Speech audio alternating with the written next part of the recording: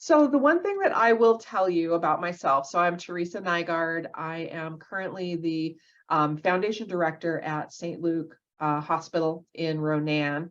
And so I'm a little bit out of Missoula, but I used to live in Missoula, and I was the executive director of the parenting place there for about 18 years. And then part of my, side gig life is everybody's got a side gig now. So I do training and consulting on the side because that's where my passion lies. I love doing training. I love that, sharing of information with peers. And so it drives me every day. So that's my logo on there, dragonfly.406. You can find me on Facebook if you so choose. I want to thank the U of M Montana Public Health Training Center for allowing me to take part in this. I think, it's always one of those things that I'm looking for opportunities sometimes to share information. And this is just a great venue for it. So thank you guys over there. Let me see. I usually start with Dale's cone of experience. And I know this seems like way out there, but I want to share it because I think every opportunity we get to talk about how people learn, remember, retain information, are able to pass things on. I think it's really important to know kind of how that happens. And brain science is, I'm kind of a geek in that area. So when you look at this, I don't know if anybody's seen this before, but it's interesting to me that people only kind of remember 10% of what they read. I don't know if you're like me, but you get to the end of chapter 3 in a book and you go, oh man, what did I read in the last 5 pages? So there's just some interesting pieces to this where, if you're just reading something, okay, you might remember some of it, but you get down to doing something and people remember 90% of what they do. So there's all of these things in between where now that we're doing more on Zoom, I feel like it's even more important for people to try to incorporate different things within that sort of lecture style, because people remember about 20% of what they hear. So if all I'm doing is lecturing and just speaking the whole 2 hours, what will you take away? Will it be a good use of your time? And I'm really interested in the value of your time. So we're going to do some breakout sessions. We're going to do a couple of polls. I have our PowerPoint here that we can, refer to. So hopefully there will be enough mix of some of these things that when you walk away today, you'll be like, okay, I can remember that, or I can immediately use something. So that is where I usually start.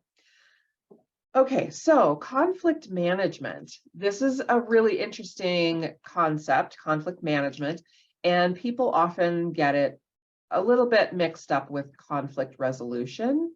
And when we talk about conflict resolution, that can be another entire workshop on its own. But when we're looking at conflict management, I think it's really important to maybe put an emphasis on preventative or prevention of conflict, or if there is currently conflict, how can we manage that in a way that we actually have some control over? And so when I get started with this type of presentation, I usually like to ask people to take off those glasses where you're looking at other people. If you came into the workshop to see, well, how can I manage those other people that seem to be always having conflict with me? I'm going to say, let's take those glasses off. Let's put a pair of glasses off where we're actually looking inward, because honestly, what do we have control over in our workplace or group situation? Can anybody put in the chat what we have control over? Ourselves. Ooh, yep, me. Perfect. Yes. Okay. So you are absolutely right. And therein often lies some of the issues that we might see in workplace conflict, in that a lot of folks want to have control over other people, right? We want to be able to control their behavior. We want to be able to determine, how they react to certain things. So before we talk about conflict management, the broad sort of picture, we have to just say this, that not all conflict is bad. The thing that I want to compare it to is, how about stress? When people say, oh, I'm really stressed, I'm stressed out, I'm experiencing toxic stress, people are always kind of referring to stress as a bad thing. All stress is a bad thing. And that's not true. There's positive stress, and we need positive stress in our lives. Positive stress helps motivate us. We study for that test that we need a good grade on. We, finish that project at work that has to be done by a deadline. There's positive things that happen because of that positive stress. So the same is true for conflict. Not all conflict is bad. And that just means that when we are experiencing conflict in different areas of our life, maybe in the workplace or in a group that you belong to, we have to kind of look at it first. So we can feel it, we can feel that there's conflict, but let's take an assessment of that. Is it absolutely a negative conflict, or is it just challenging us in some ways? Is it challenging us in our communication, in the way that we work with other people? So there can be conflict that makes us use the skills that sometimes we don't necessarily love using, communication and all that. So we're using these skills, and what we're doing is we're building our capacity to be able to do it better even the next time. So think of it as a skill building opportunity. Obviously, there are conflicts that are so bad, so negative, that that's not an option. And so you'll be able to identify those versus the ones that might be helpful in building your skills and helping you to grow personally and professionally. Okay. So positive or negative conflict, let's kind of break it down a little bit. That way we can better and more quickly determine which conflict it might be, positive or negative. If we're experiencing positive conflict in a workplace setting or a group that maybe you're involved in, this is the type of conflict, and how it's positive is that it gets you to consider different ideas and alternatives. Maybe it's not something you're completely welcoming, right? Maybe you don't really want to take a look at different ideas. You've got this mindset of, here's how I want things to go, or this is what I see as a vision. But as we go through the process of communication and determining, whether this is positive or negative, if it's helping people to see things differently, to look at different alternatives, it's usually positive, right? It also results in increased participation and more commitment to the decisions and goals that the group comes up with. So if it's pushing you a little bit, it's challenging, the conflict is, but ultimately the group kind of becomes a little bit more cohesive. Drop down to that last one. The group becomes a little bit more cohesive as you're learning more things about each other, because you're opening up and you're allowing yourself to look at some of those different ideas and alternatives, which then it builds more investment from everybody in the group, right? The other thing too that I find interesting is that positive conflict may be the result of confusion. We all see things differently. We all have a different point of view, and we all have that different perception of things sometimes. And so it actually helps us to clarify or reassess things that might be confusing to some. So if you're in a situation where you are experiencing a conflict with another person in your group or in your workplace, if you become curious, and I say that purposely, I tend to think in terms of, okay, curiosity is one of those really valued characteristics, I guess you might call it. If you're curious about things, you're asking more questions, and there will be more clarification as a result. So become curious during conflict. become curious, okay? It helps to clarify if you're asking those questions. So this is what I see happening here. Tell me what you see. Let's get some alignment there. Let's see, maybe we are looking at things completely different. And then maybe you want to say, okay, so it's clear that we're looking at this both differently. Let's get some clarification on how we can find that middle ground, or how we can figure out what this is supposed to look like. So we're asking for that clarification. So we'll pop over to negative conflict.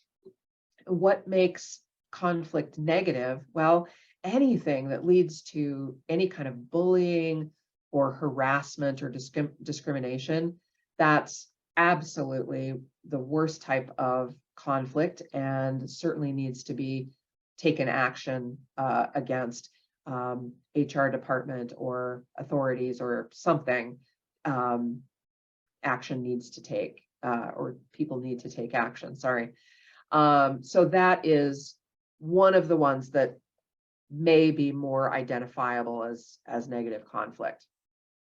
But then when you think about just that negative conflict that's happening and you're trying to figure out whether it's positive or negative, anything that diverts energy from those important tasks or projects that are happening within your office, if you've got a deadline for something and you have this conflict that's diverting energy from getting your project done by deadline, that's a negative conflict. So we have to figure out how to manage that. If it polarizes your group members so that people aren't as cooperative, that's certainly negative conflict. It also ends up destroying morale, or part of that self-concept that people have, the confidence that people have. So those are some of the types of negative conflict that you might be able to identify versus those positive things. So these are some of the things that we'll be talking about a little bit. And it comes back to that idea that what do we have control over in group settings, in our office place, workplace? What do we have control over? You all answered that. We have control only of ourselves. And so when we're bringing our best self to the mix, then hopefully we're kind of modeling that for other people. We are also setting the tone. So you're a leader in this. When you are really self-aware, you know where you're coming from, you're really a leader in this, and people will learn from you. So keep that in mind as well. So we're going to talk about conflict styles. Oh, I was going to do that quick poll, Emily. Sorry about that. I wanted to know how many people were attending session 1 with Jen and Ronnie. It was awesome. Right. And for those of you that, of course, didn't, you should have received an email from me today that links to the recording. So make sure you go back and you can look at that. It definitely is worth it. Jen and Ronnie are amazing professionals, and they they did a lot of detail, individual, interpersonal conflict management. So definitely check that out. So it looks like about 63% of folks on today actually participated. So that is awesome. So yeah, a lot of you, the majority of you actually did. So I'm going to focus more on the bigger picture. They whittled it right down to some really amazing detail. And so I'm going to do more big picture on the conflict styles, communication styles, that kind of thing today. So with that said, Thomas Kilmann conflict model back in 1974. So you can look these up. There are so many of these online, and it just shows this model. And basically, they all have the 5 conflict styles, and they all have some description of what those styles are. And I know that most of you, if not all of you, probably have seen this before, and you probably know it better than I do. But if you'll bear with me, I'm going to give what I consider to be a pretty thorough explanation of what this graphic means, because if we have somebody on here, even one person who isn't familiar with it or doesn't know about it, I want them to have the same starting point that we do here.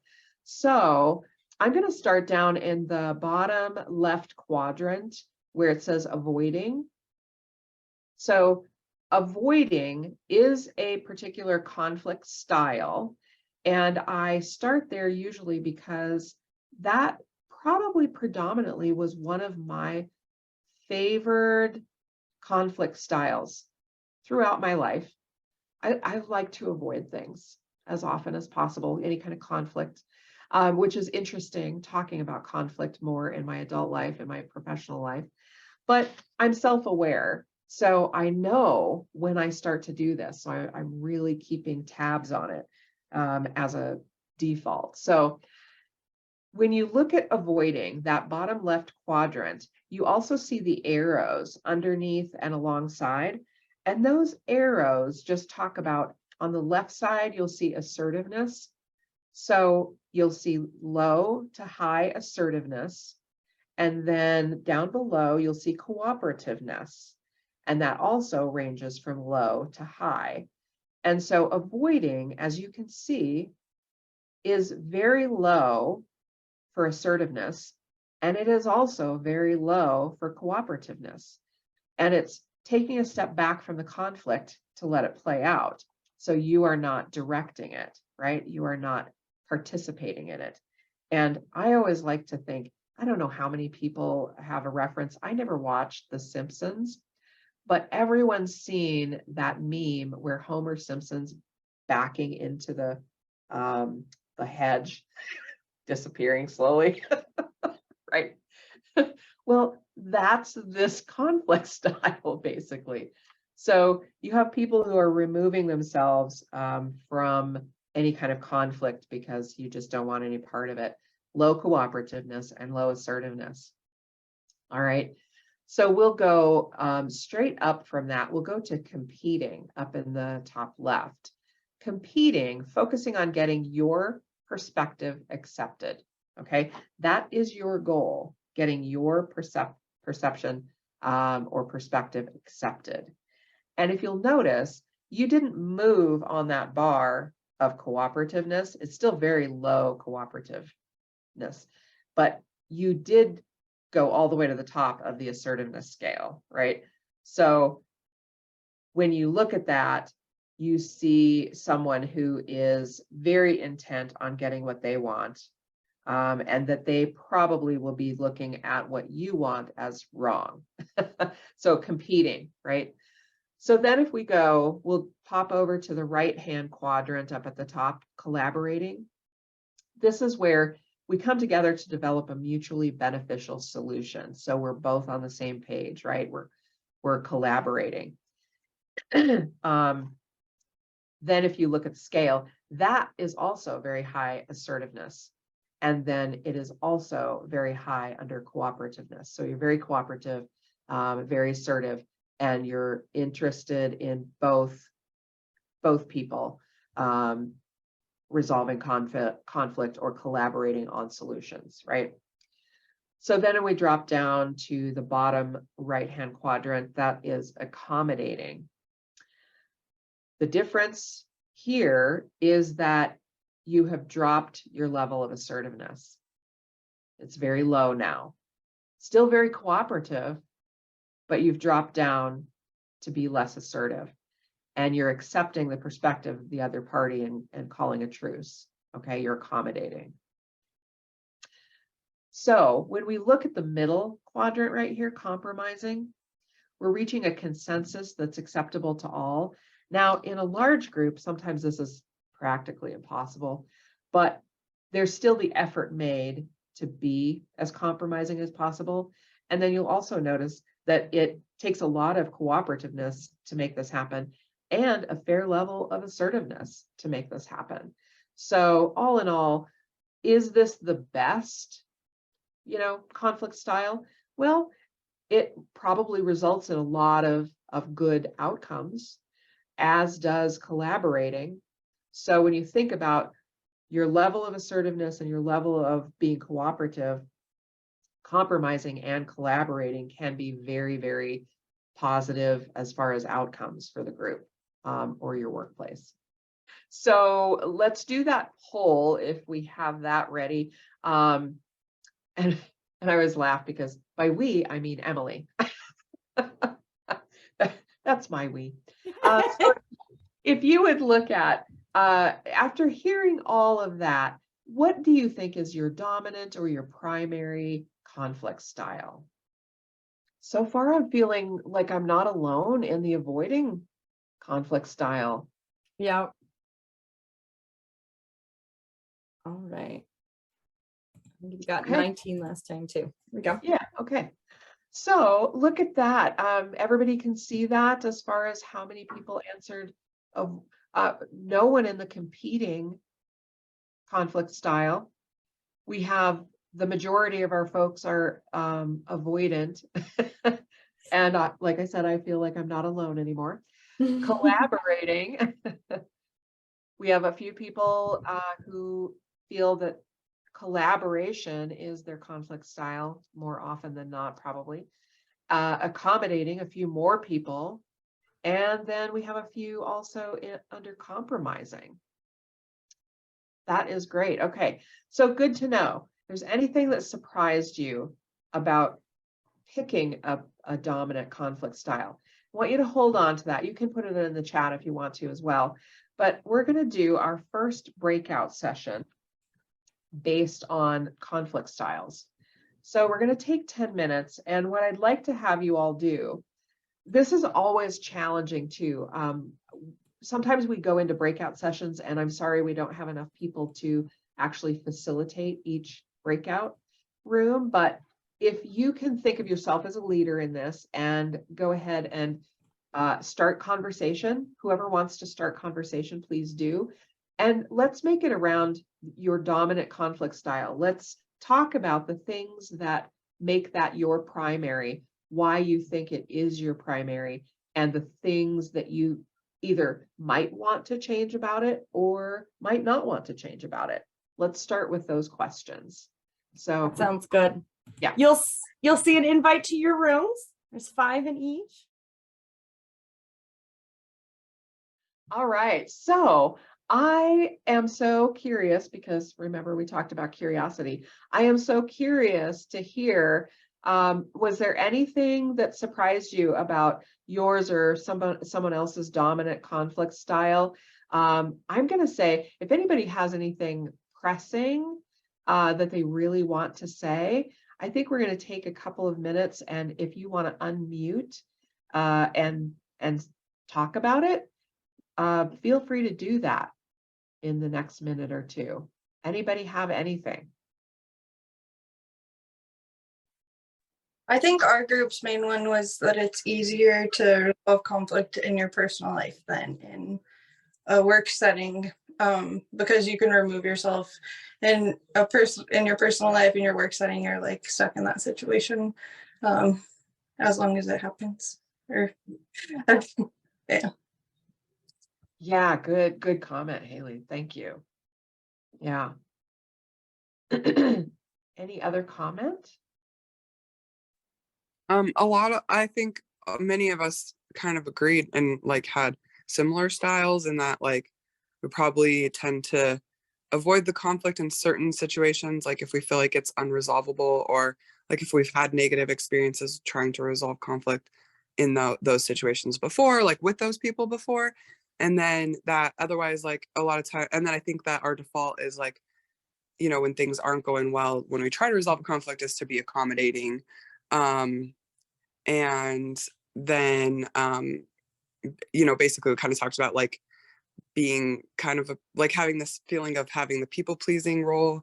And, you know, I think there's something to be said about that in the roles that we've chosen to be social workers, a lot of us anyways.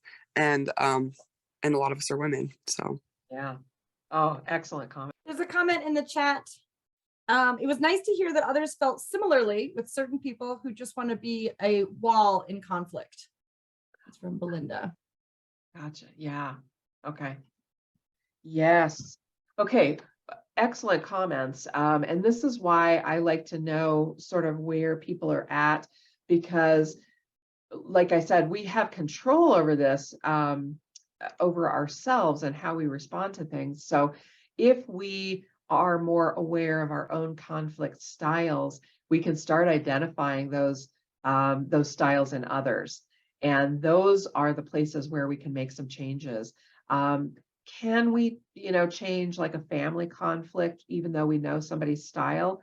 Well, there are some ways, and again, that's probably another workshop, but there are some ways that we can interact with people if we know what their style is. It's more challenging when it's family. In the workplace, though, we certainly can take some steps to maybe address some things either at a higher level or, interpersonally as well, if we know our style and we know other people's styles. So good, thank you. Okay. So now we're going to talk a little bit more about communication styles, because when we're interacting with people, we have a conflict style, obviously, but we also have a communication style. So being more aware of that also helps us in those situations where, there's potential for conflict, or maybe there's already existing conflict. But we'll talk a little bit about this, and then this is another place where we'll go into a breakout session and talk about our communication styles, because we probably use all of them at some point, but we do have a dominant one. And so being aware of what we use most often and how we might be able to shift that will be our conversation in breakout, is how do we shift from one to another, or stay mostly in one communication style when it seems like that's the one that can be most effective. So let's start at the top with assertive. The assertive communication style, you're trying to achieve some goals without, hurting other people in the process. You're being mindful of how your communication style might impact someone else. You're able to be emotionally expressive, because we have to use some emotion when we're communicating, right? We're protecting our own rights and the rights of others. And we're speaking with balanced tone and volume. This is really important, because when people see you as someone who's very balanced in the delivery, part of that of communication, it sets the tone for co-regulation. And I think I might talk a little bit more about co-regulation, but how we set the tone in a conversation that we're having with someone is pretty much how you can hope it will stay, as long as you're not escalating. So if you become more escalated with your tone or volume, other people have a tendency to follow. So if we stay very balanced with our tone and volume, people often will meet us there. Again, think of yourself as the leader that you are. You are a leader in communication, in conflict. So think of yourself as a leader. If we go down to aggressive on the outside there, this again, as we talked about with conflict styles, this is that mentality where it's, my way or the highway. I'm in it to win it, whatever you want to say. This person is somewhat hostile. Sometimes they show a dominant posture or gestures, and they often speak loudly, at least louder than other people. And so this particular communication style often leads other people, like I said, that co-regulation. If this person comes in here with their tone, that is going to bring other people up to meet them. So they're setting the tone, and other people are going to meet them there. So that can create more conflict just by someone's elevated voice, speaking louder. If we drop down to the passive aggressive style here, sorry, this is kind of a juggle between being more passive or more aggressive, and it's kind of unpredictable. More complaining happens with the passive aggressive style, kind of sweet and innocent persona, which can be tricky to work around. You're not really sure what people actually mean, if they're being somewhat sarcastic sometimes. Anyway, so that can be passive aggressive. Then we look at passive submissive. This is where this person often denies there's a problem. They give in to other people's demands. So they're passive, but you think back on the last one we talked about, more aggressive, where they're sometimes manipulating. This is submissive. So they're really speaking softly. They're trying to remove themselves from a situation, trying not to be very communicative, if at all. Then we look at manipulative. This is another one where it can be tricky because you don't always know, you can't really predict what someone's agenda is. They want to control others with conversation or their communication in ways that we don't always, we can't always see, which is why it's manipulative. And they often gossip as a way to, manipulate, alliances or things like that. So when you think about that one in the workplace, that one can be very, very damaging. So these are the communication styles that you can look up online. They have them written in different ways. They have different descriptions of them. You're welcome to take a look at anything that kind of correlates to this as a way to learn more about it. But with this one, I want to take a moment and just pop back into the breakout rooms. I don't know why I call them break rooms. We're taking a break. Did you want to do the little poll first? Oh, yes. Sorry. Up to you. I think I put that. Yeah, I put that. Next slide. Oh, there we go. Yeah. So what is your primary communication style? And if mine were manipulative, I wouldn't be answering that way. I probably wouldn't say it.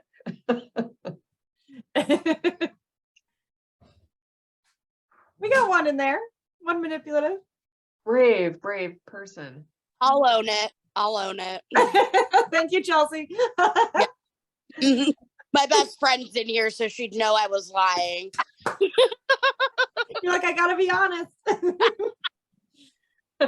Hey, that is kind of a plus side. If you are honest about it, you own it and you are self-aware. Yep. Yeah, I'm totally aware of what I'm doing.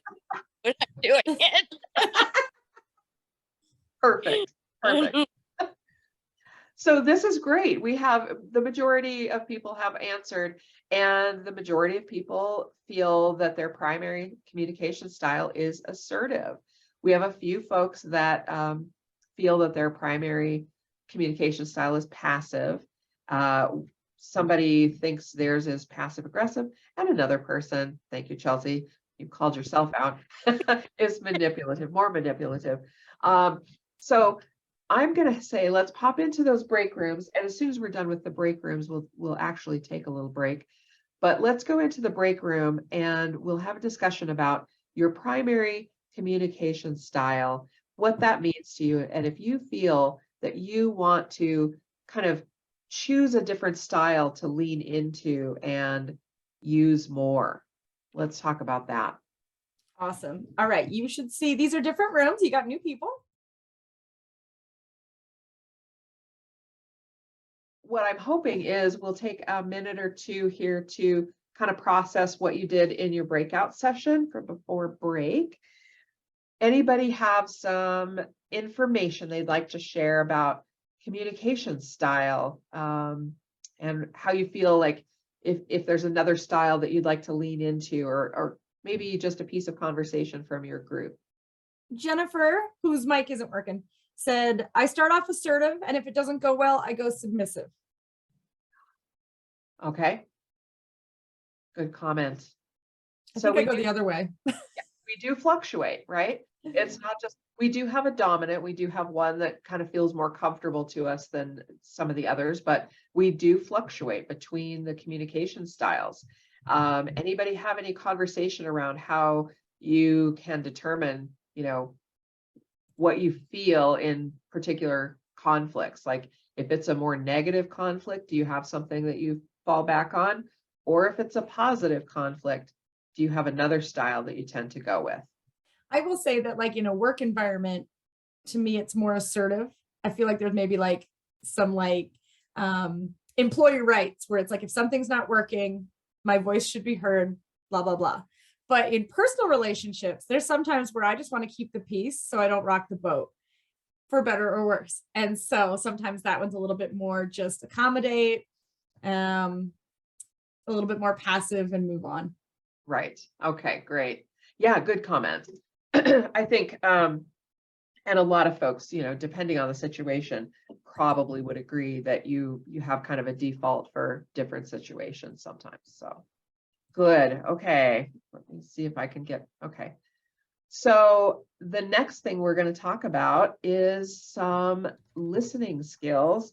And again, we keep going back to that whole idea that we're the only ones we have control over. So we have to be more aware of how we act and react in any kind of workplace environment or group environment, family environment. And then we have a better chance of sort of managing anything that might come up conflict-wise. So we're going to talk about active listening. I felt like this for a 2-hour session, and I can't believe how fast it's going. We're already talking about some of the other communication aspects, but active listening is really important. And I say that because we have a natural tendency to listen, but unfortunately, sometimes in our fast-paced world that we live in today, listening sometimes equates with waiting your turn to speak, right? We're not really taking in the information that somebody's giving us, listening, hearing it, processing it, and then responding. We're oftentimes just, we've got something going in our head that we want to say, and so we're allowing them to just speak so that we can then speak after they're done. And so I want to just draw attention to that. Again, in our fast-paced world, we can identify those people, right? We're standing in front of somebody, and the moment we stop talking, they immediately step in with something maybe unrelated to what we've just said. Sometimes that can be a source of conflict for people if they don't feel they've been heard. So we'll just walk through this a little bit. And again, thanks for your patience for allowing me to explain more about this, as though maybe there's somebody in our group today that hasn't heard of this or doesn't know what active listening is. So active listening is that, you know, the word active is right in there. So it's actually doing more than just standing in front of somebody, allowing them to talk. We're actually taking the opportunity to hear the content of what they have to say. So we're allowing that to come in. We're allowing ourselves to hear the words and to start processing that. We're also listening for any feeling that might be coming across, right? So we talk with feeling. A lot of times when we're having conversations, you know, we'll use our hands, and we're very animated sometimes. So we're speaking with feeling. And so that's always nice when someone can hear the feeling that we're trying to convey. We're observing body language, right? We're seeing whether people are just, you know, they have their arms crossed and they're really closed up, or if they're comfortable and their shoulders are down and they're being a little more animated. We're looking for that body language. I'm going to skip over the neutral technique, paraphrasing. So I lump a couple of these together because it's hard to keep all of them separate. So paraphrasing, reflection, clarifying technique. Some of these things are really similar. And so just thinking about them in a simple fashion. So you can paraphrase back to someone what you've heard them say. You can reflect back to someone. It might not be the exact words they used, but it might be just a reflection of how you heard what they said. Or even with clarifying technique, you could say to somebody, so this is what I heard you say, and you give them some paraphrase or something.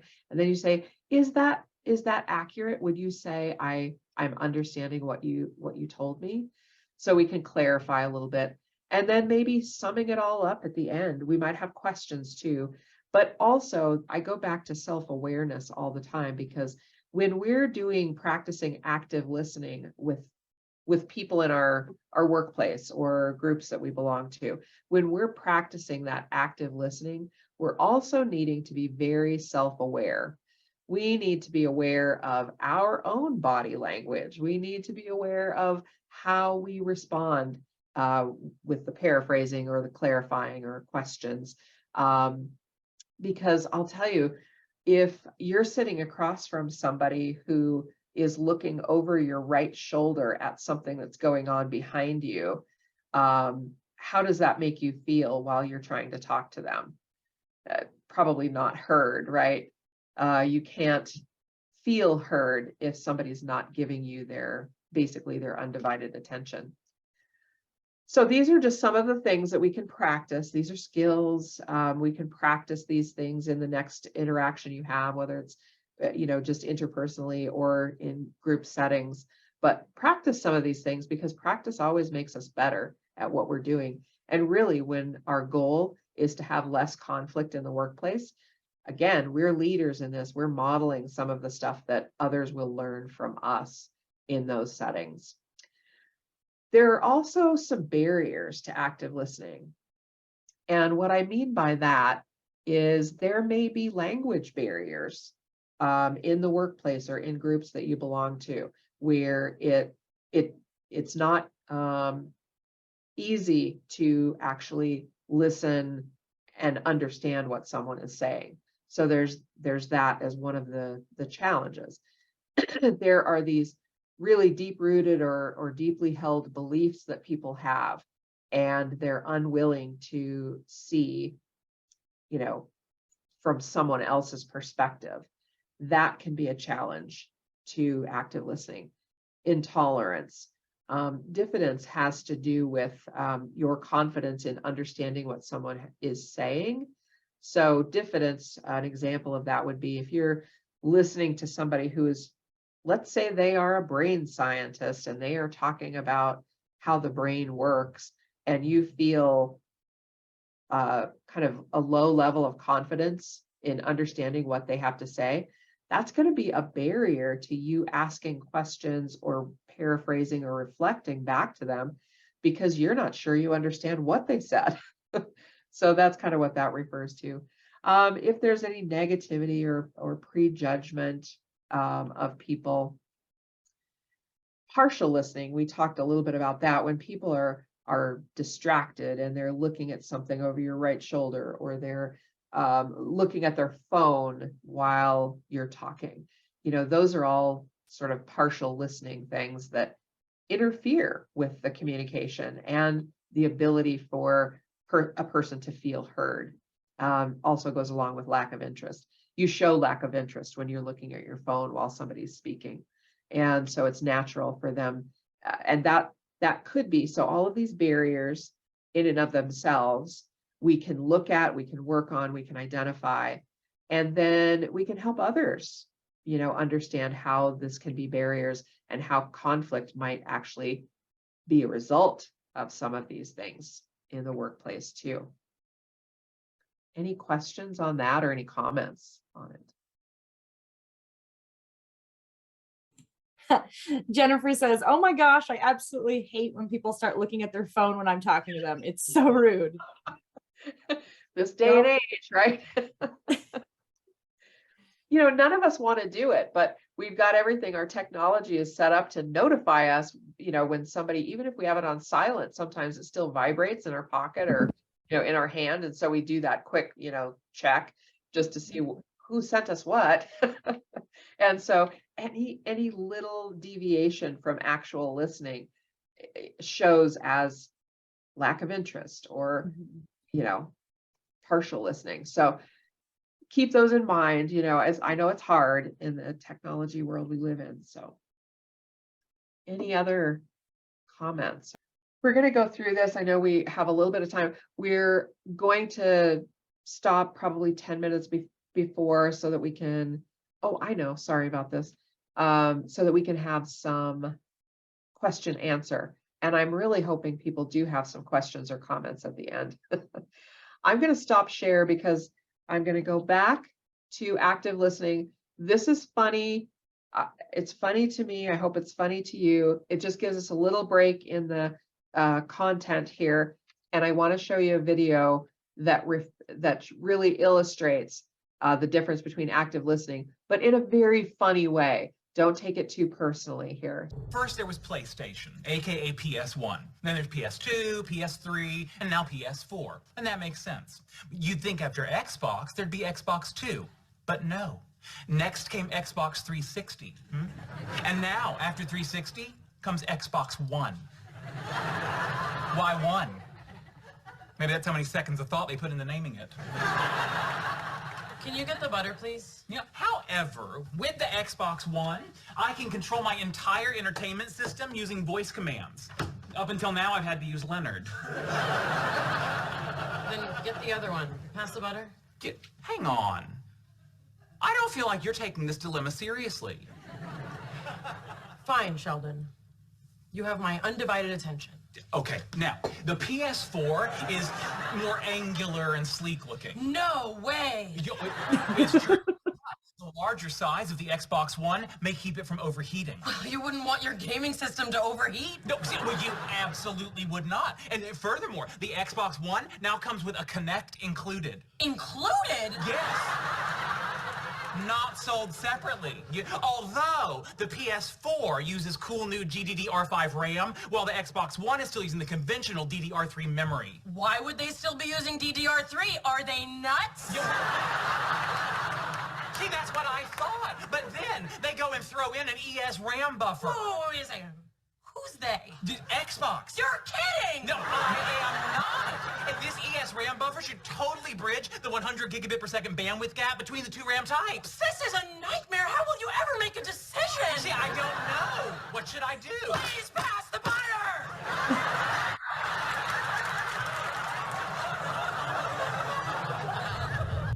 Okay.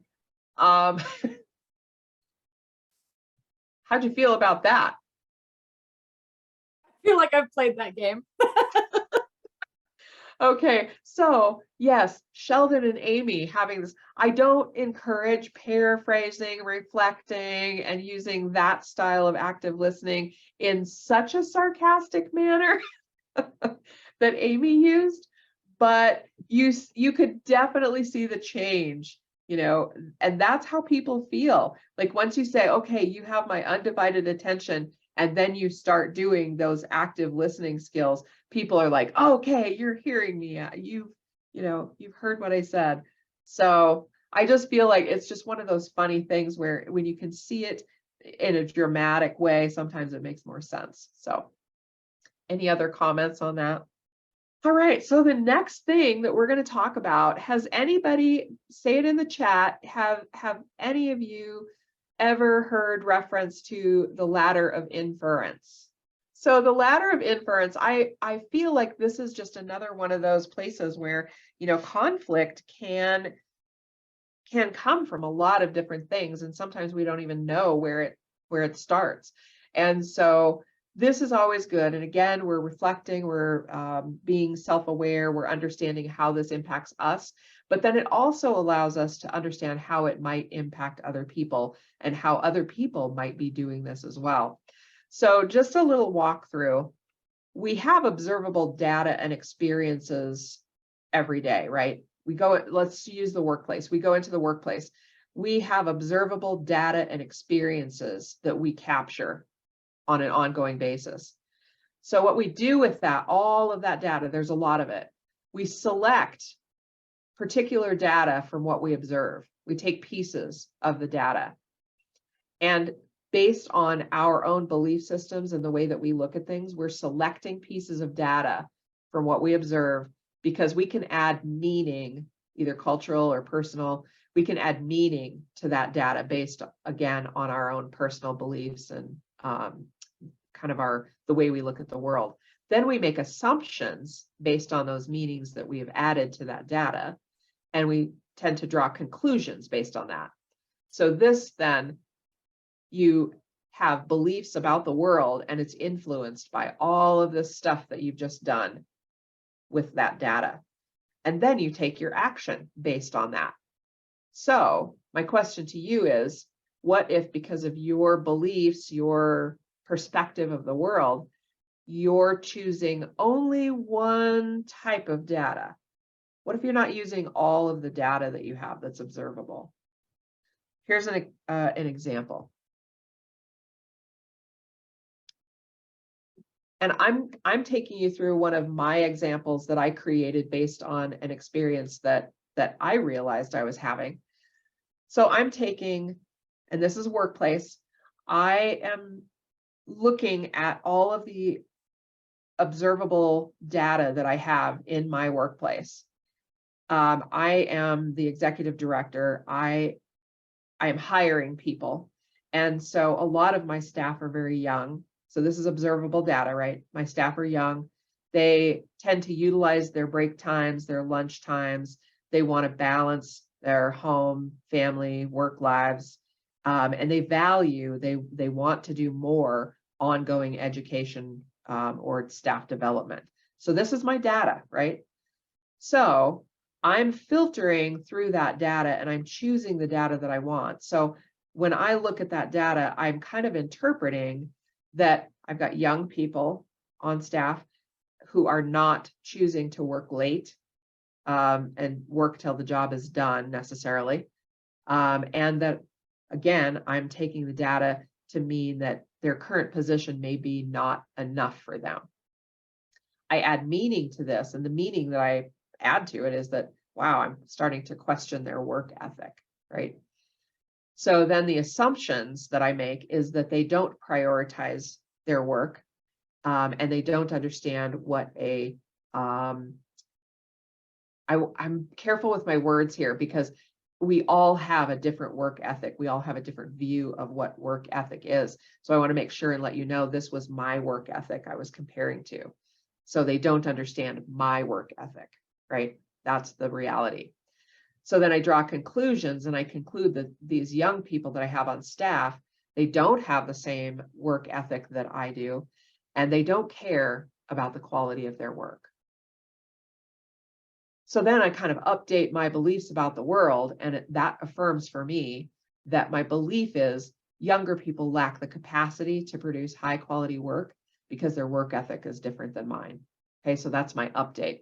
And then the action I might take is there might be more workplace conflicts because my work ethic is what is driving me to have interactions with my young staff, right? So there may be more conflict. I might have resentments when they don't stay till 6 o'clock to get a paper done. They want to come back in at 8 a.m. the next morning and finish the paper. You know, those are the kinds of things that I had to struggle with for a long time before I could really bring myself to a point to say, okay, I'm aware of this now. And my ethic is my ethic, my work ethic.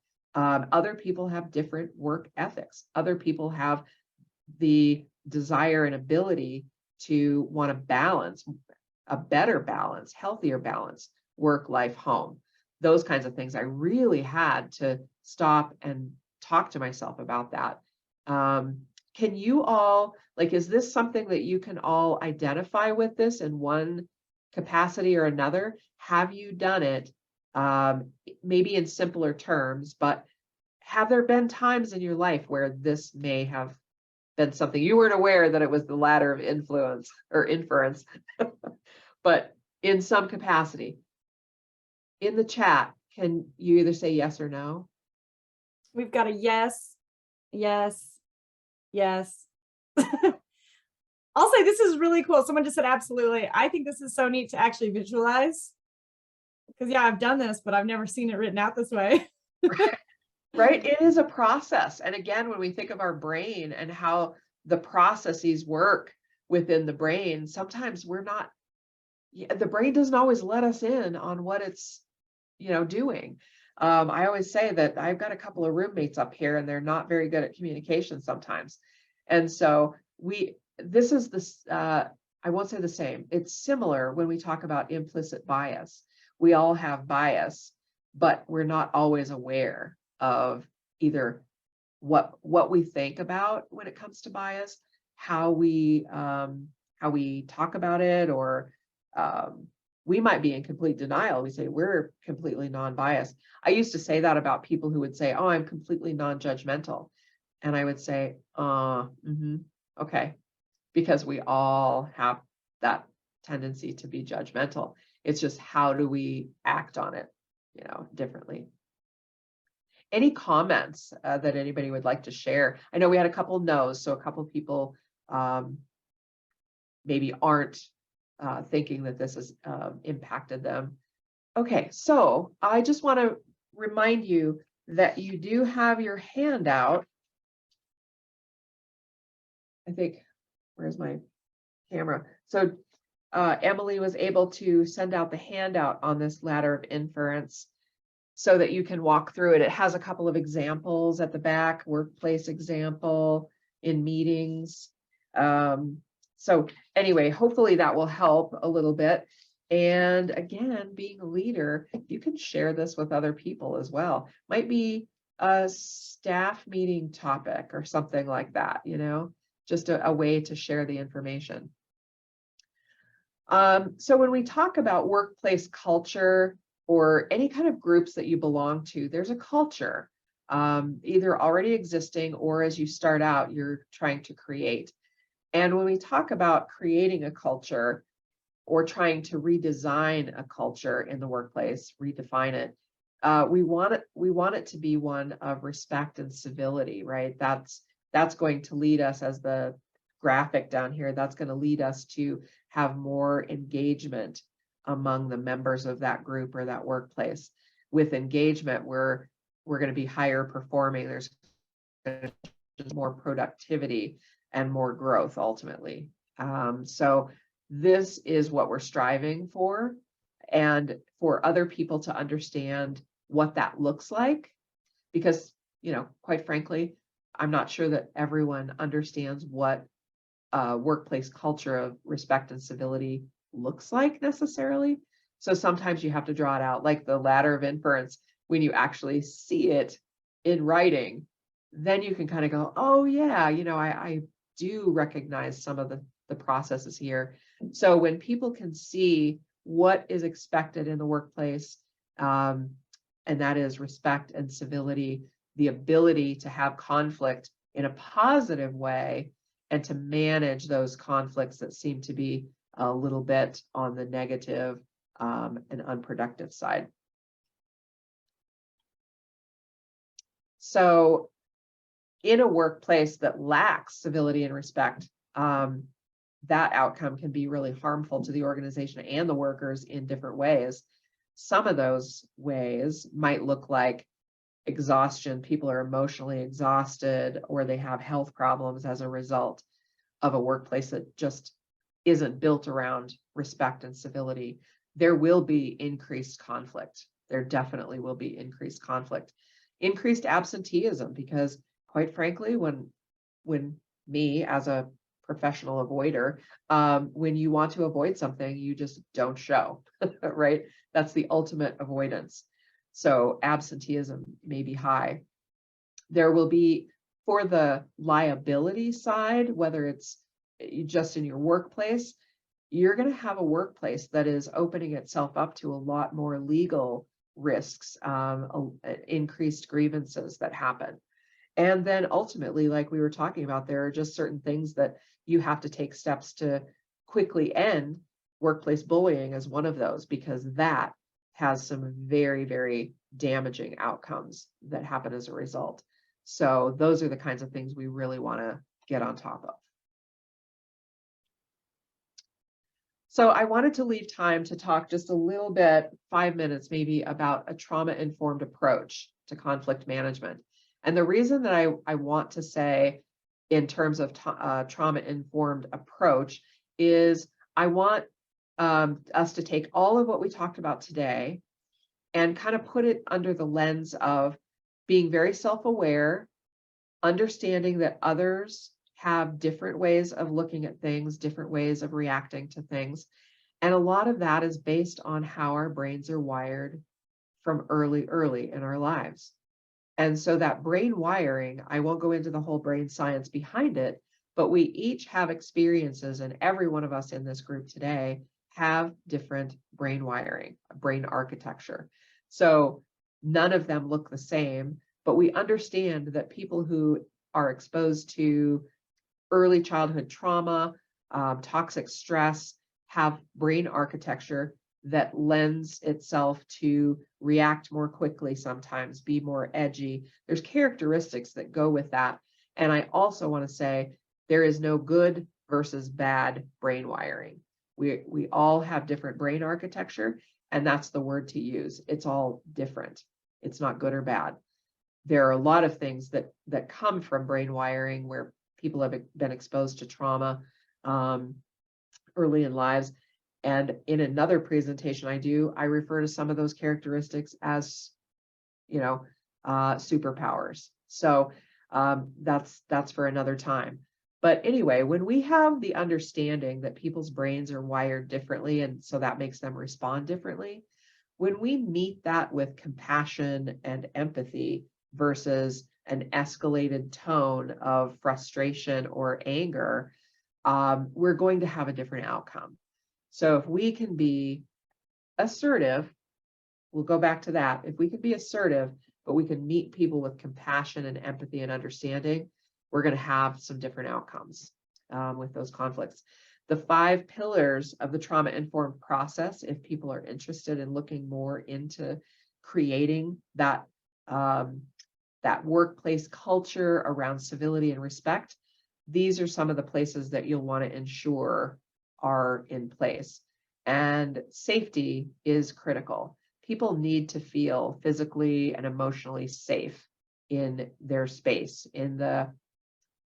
You need to feel this in your home. You need to feel this in your workplace and any other groups that you might belong to.